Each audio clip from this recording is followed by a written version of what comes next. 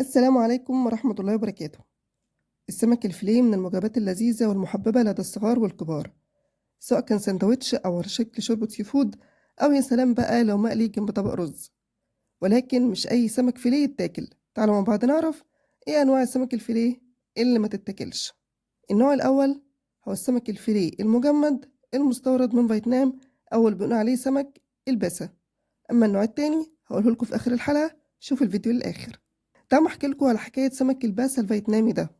إخواننا في فيتنام حضروا خبراء فرنسيين عشان يعملوا لهم أقفاص لأسماك سمك الباسا، وده كان على ضفاف نهر الميكونج الموجود في فيتنام.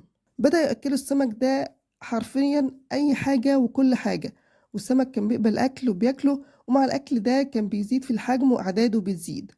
ودي معلومة نصدقها بكل بساطة لما نعرف إن سمك الباسا ده هو نوع من أنواع الكتفش أو من أنواع القراميط. المهم إن بدأ السمك ده يزيد في الحجم ويزيد في العدد، وجه وقت الحصاد. وقت الحصاد بدأ إخواننا في فيتنام عشان يحصدوا السمك، لقوا كميته كبيرة جدا وزيادة عن اللي هم محتاجينه. يعملوا فيه إيه؟ بدأوا ينزعوا الرأس بتاعة السمك ويشيلوا منه الأحشاء والعظم اللي هو السفة أو السلسلة بتاعة الظهر ديت، ويبدأوا كمان إن هم يشيلوا الجلد ويقطعوه على شكل شرايح لحمة، وحطوه في أكياس وسحبوا منها الهواء وجمدوه، وبقى اسمه سمك فيليه من فيتنام، وبيصدر إلى جميع دول العالم.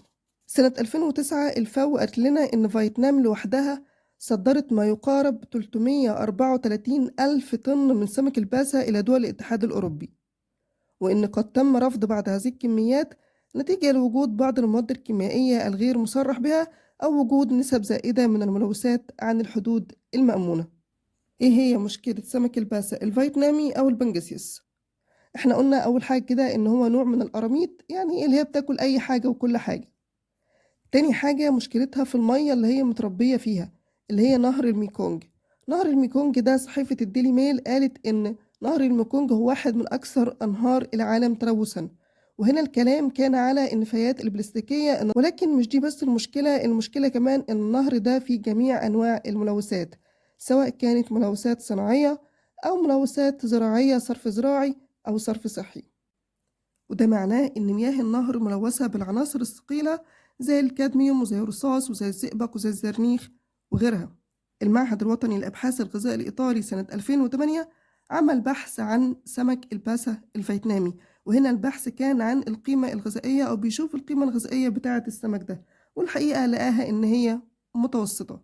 احنا بنقول إن السمك ده مجمد، سمك مستورد، معنى كده إن هو محفوظ في الفريزر، بيفضل محفوظ في الفريزر لعدة شهور، وكل ما كان وقت الحفظ بتاعه أكتر كل ما بيفقد كمان من القيمة الغذائية. ده غير إنه ممكن يكون اتعرض للفك والتجميد عدة مرات أثناء الرحلة الطويلة اللي قطعها من فيتنام لحد ما بقى طبق على سفرتك.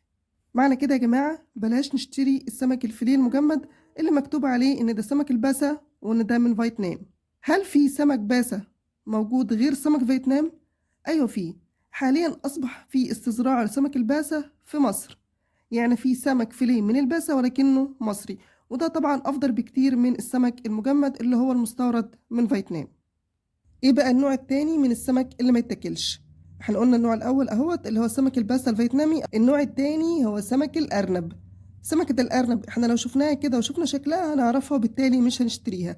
المشكلة بقى لما منعرفهاش لما هي بتكون متقطعة شرايح على شكل سمك فيليه، وهنا المشكلة. لذلك احذروا انكم تشتروا سمك فيليه مش مكتوب عليه اي بيانات ومش معروف ده اصله او مصدره ايه. يفضل ان احنا لما نيجي نشتري السمك الفيليه نشتري السمكة ذات نفسها، ونخلي الراجل السماك يقطعها لنا شرايح او يقطعها لنا فيليه. دي كانت حلقة النهاردة، لو استفدتوا منها ما تنسوش تعملوا لايك وشير، ولو وصلتوا لحد هنا في الفيديو فانتم من الابطال. اكتبوا لي في الكومنت انا بطل I am a hero. شكرا، اشوفكم على خير ان شاء الله الحلقة الجاية، والسلام عليكم ورحمة الله وبركاته.